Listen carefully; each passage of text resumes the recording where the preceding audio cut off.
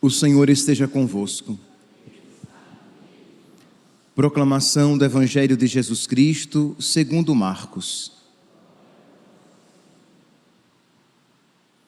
Depois de ressuscitar, na madrugada do primeiro dia após o sábado, Jesus apareceu primeiro a Maria Madalena, da qual havia expulsado 7 demônios. Ela foi anunciar isso aos seguidores de Jesus que estavam de luto e chorando. Quando ouviram que ele estava vivo e fora visto por ela, não quiseram acreditar. Em seguida, Jesus apareceu a 2 deles, com outra aparência, enquanto estavam indo para o campo. Eles também voltaram e anunciaram isso aos outros. Também a estes não deram crédito. Por fim, Jesus apareceu aos 11 discípulos enquanto estavam comendo e os repreendeu por causa da falta de fé e pela dureza de coração, porque não tinham acreditado naqueles que o tinham visto ressuscitado. E disse-lhes: ide pelo mundo inteiro e anunciai o Evangelho a toda a criatura. Palavra da salvação.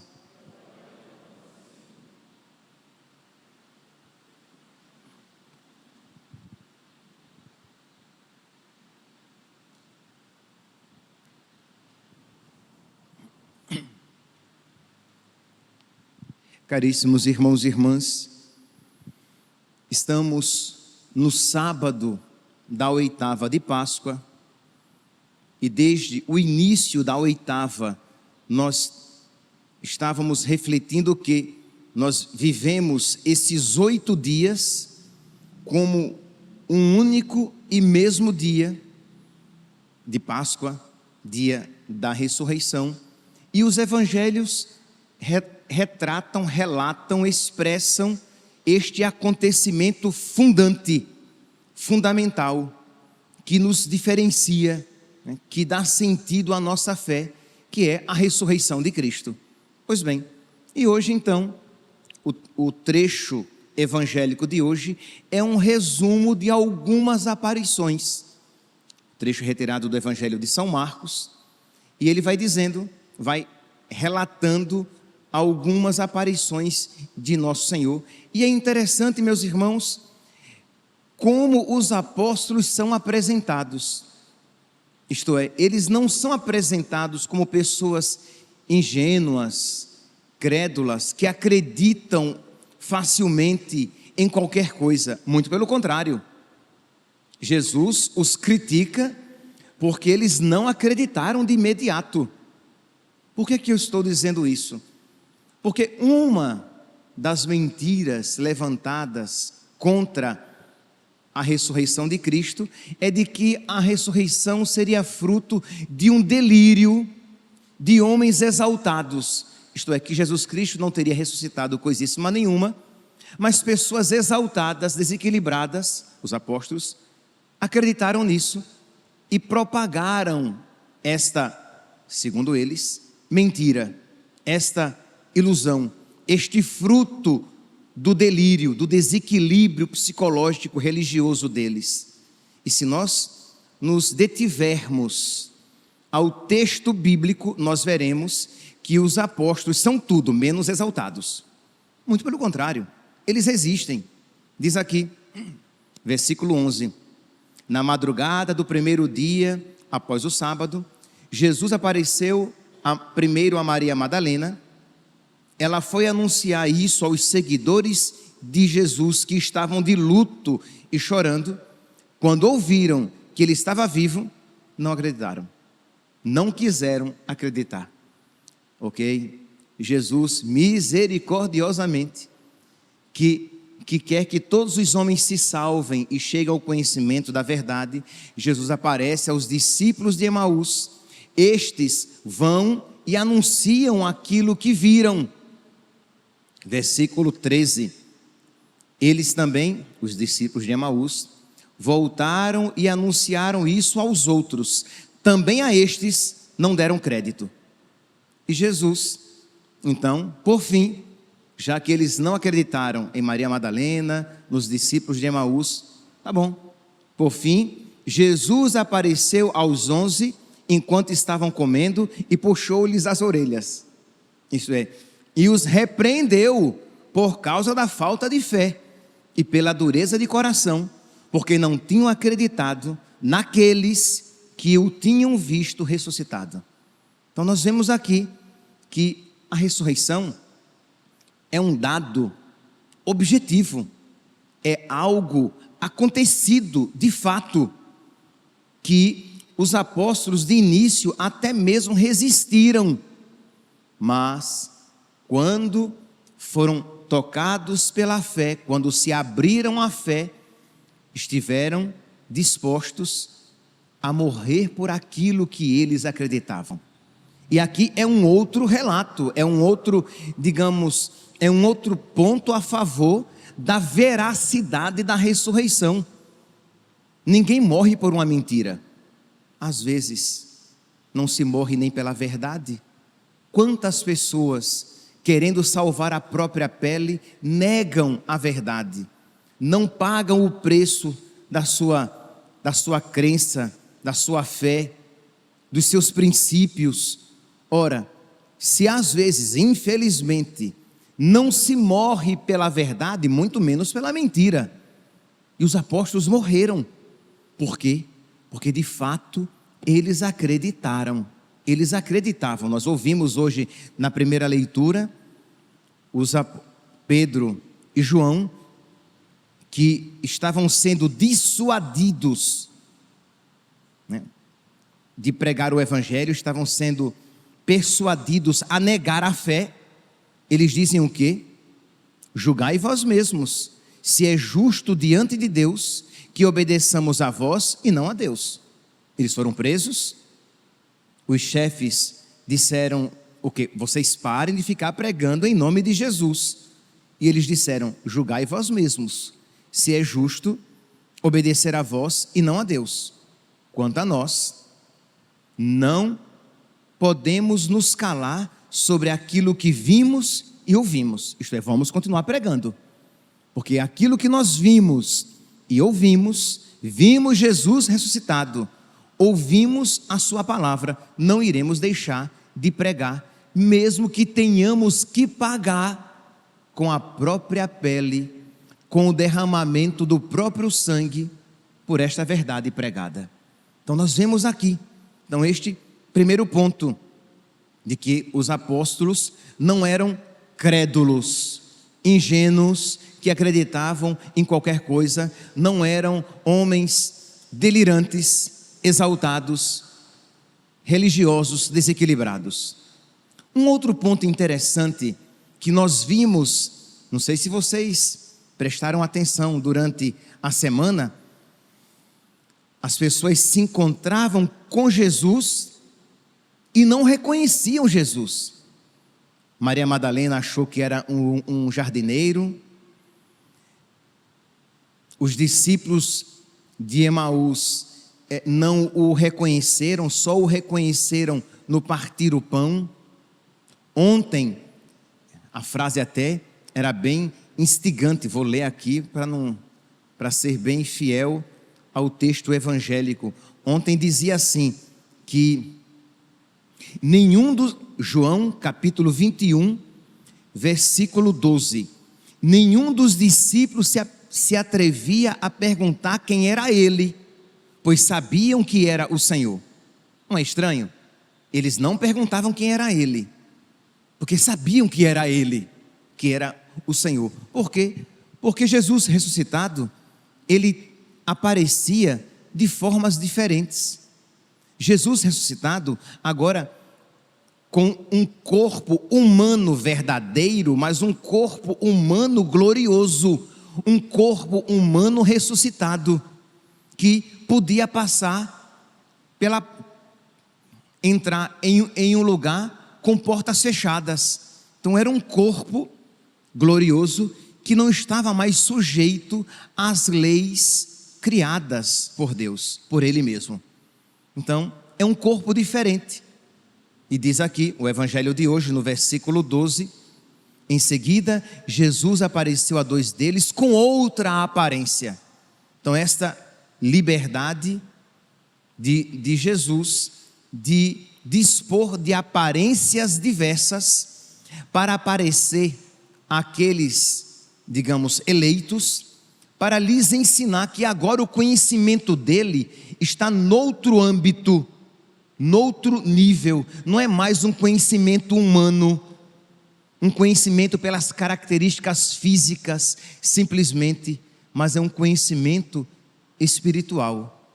Quando ele chama Maria Madalena pelo nome, o que a faz reconhecer Jesus não é o seu timbre de voz, mas a infusão da graça que veio concomitantemente ao som da voz, Maria, e algo nela se acendeu.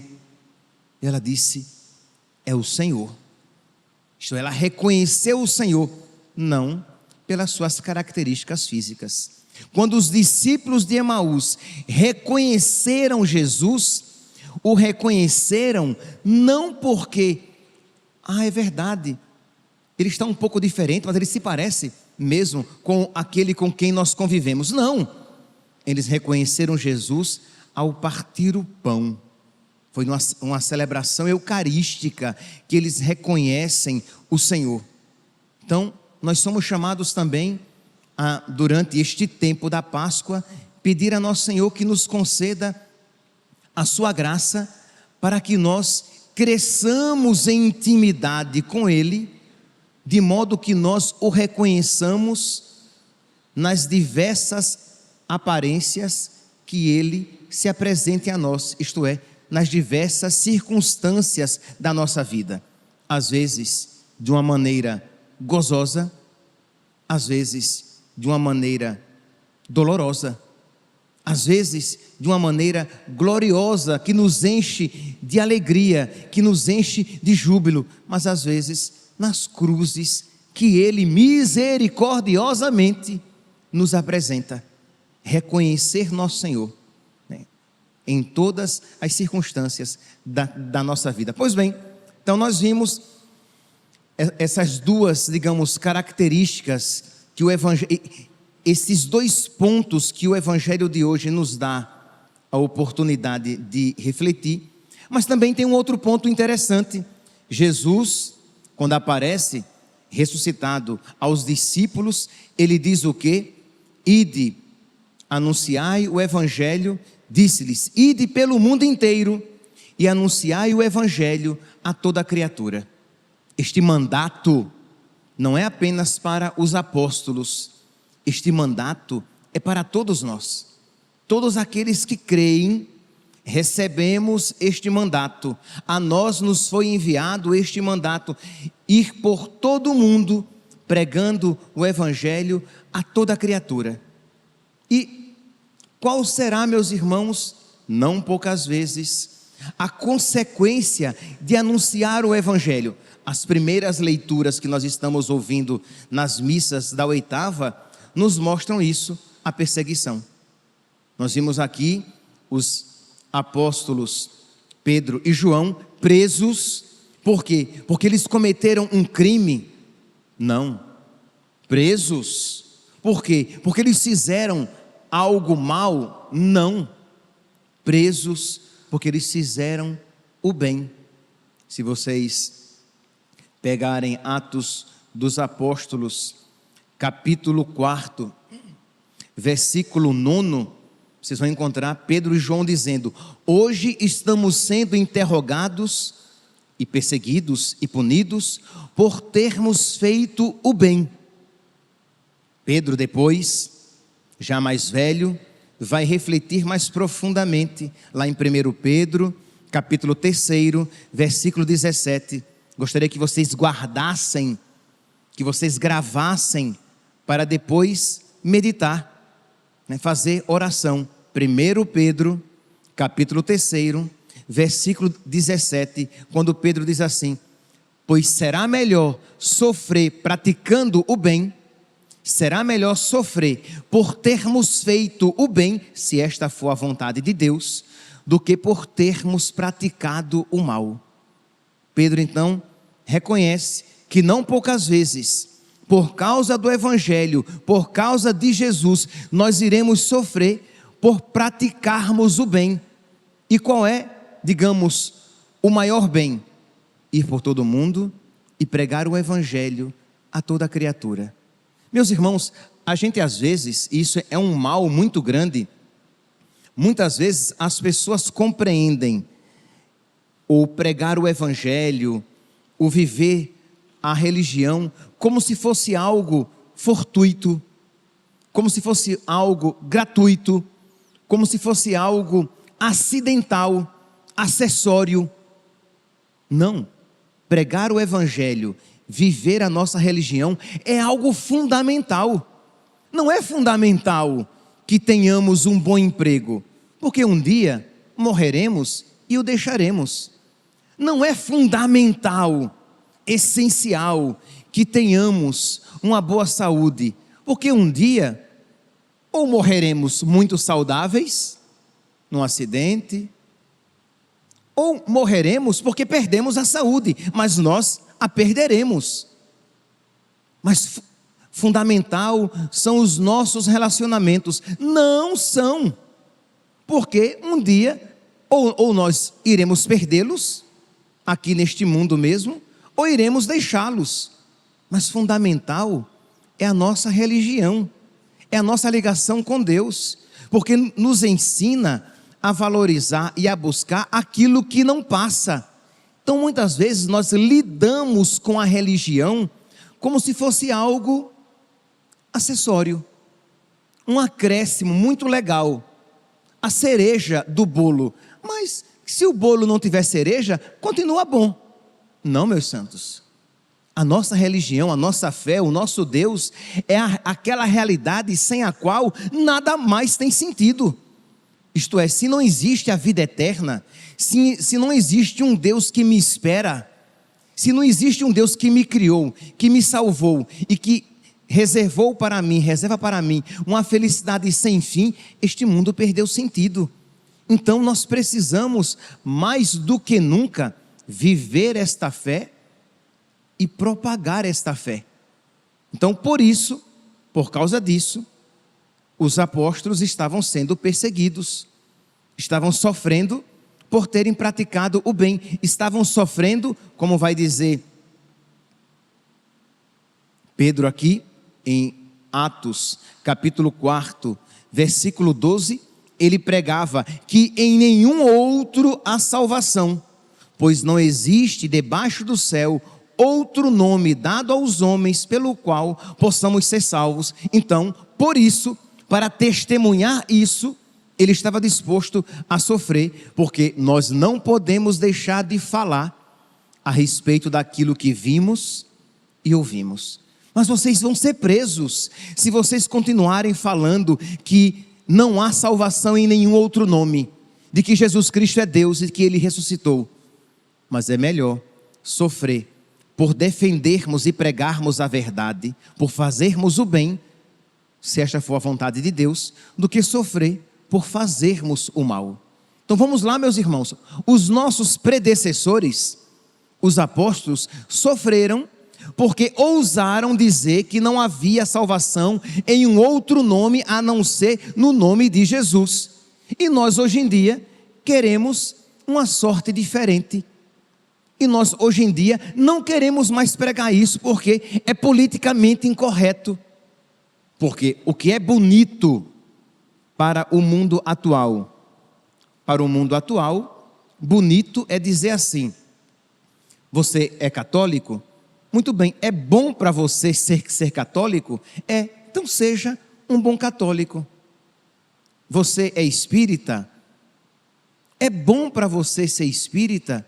Então muito bem, seja espírita. Você é muçulmano? É bom para você ser muçulmano? Muito bem, seja muçulmano. Você é budista? É bom para você ser budista? Para o mundo atual, isto é o politicamente correto. Esta deve ser a atitude de todo líder religioso. Mas um católico, por fidelidade à verdade Isso ele não pode dizer. Se ele quer ser fiel a nosso Senhor, ele vai correr o risco de ser cancelado na mídia social.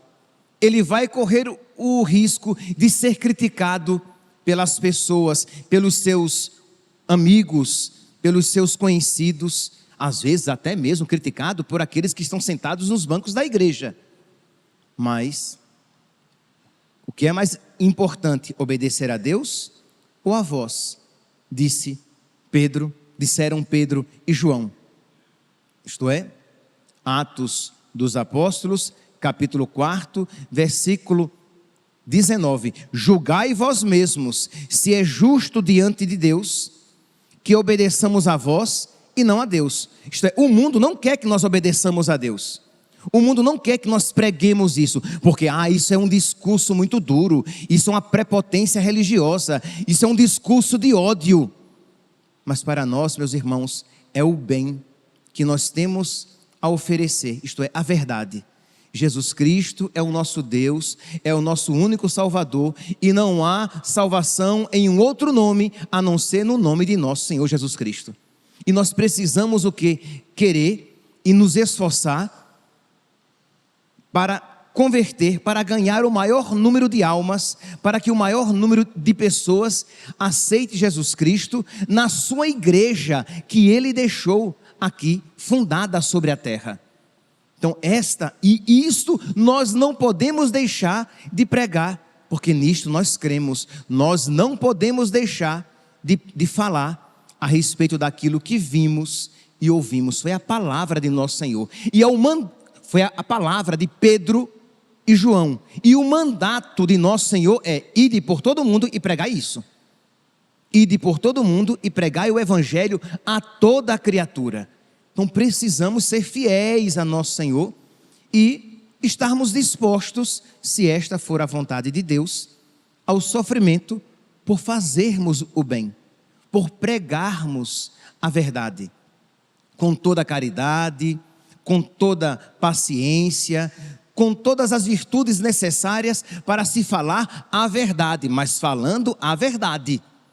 Então precisamos voltar à nossa fé católica, que de verdade crê nisso e anuncia isso, e não porque queremos, isto é, a paz a todo custo, deixarmos de anunciar esta verdade fundamental de que não há salvação num outro senão em nosso Senhor Jesus Cristo. Por quê?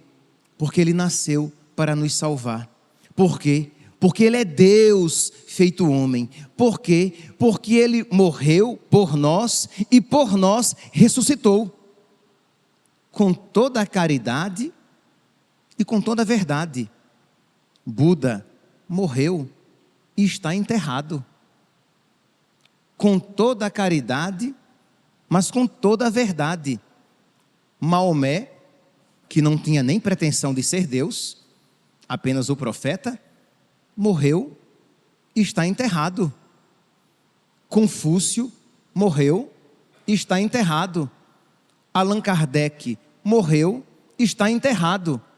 Mas o Filho de Deus, o próprio Deus, a segunda pessoa da Santíssima Trindade, por nós morreu e por nós, para a nossa salvação, ressuscitou. É bem diferente, é um diferencial. E este Filho de Deus, o próprio Deus, a segunda pessoa da Santíssima Trindade, que por nós nasceu, morreu e ressuscitou, Ele fundou uma igreja. E esta igreja é dele, é divina. Sim, nós estamos presentes, nós fazemos parte, nós somos humanos, mas essa igreja é divina. E porque é dele, ela tem algo único que Lutero, também fundador de uma igreja, não tem. Que Confúcio, também fundador de uma igreja, não tem. Que Davi Miranda e Edir Macedo, que também fundaram suas igrejas, não tem. Porque todos eles ou morreram, ou já morreram, ou vão morrer. E estarão nos seus sepulcros, e se ressuscitarem, será por obra e misericórdia de Jesus Cristo. Mas Jesus Cristo por nós morreu e ressuscitou, e Ele nos deixou uma igreja, e nós não podemos deixar de falar disto que nós vimos e ouvimos, disto que nós cremos. Mas padre, mas se eu disser isso, se eu disser que a igreja católica, ela é a única verdadeira, isso vai atrair alguma inimizade, alguma antipatia. Mas você prefere a antipatia, você prefere entristecer Deus ou entristecer os homens? Você prefere a antipatia de Deus ou a antipatia dos homens? E lembrando que aquilo que para eles é uma prepotência da nossa parte em dizer que a igreja católica é a única verdadeira, é caridade.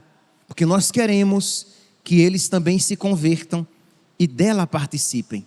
Que eles se convertam e possam conhecer toda a palavra de Deus e retamente interpretada somente na igreja de Cristo. Toda a palavra de Deus está apenas na igreja católica.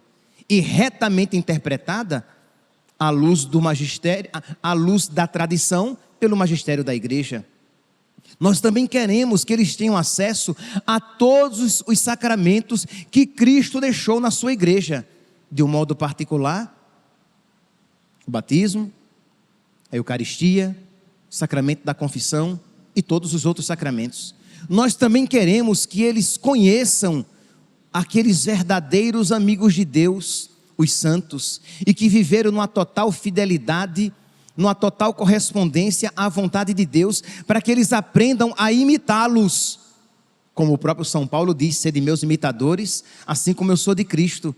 Então, quando nós queremos que o mundo se converta a Cristo na sua única igreja, a igreja católica, não é uma megalomania nossa, que nós queremos ser os maiores, o maior grupo.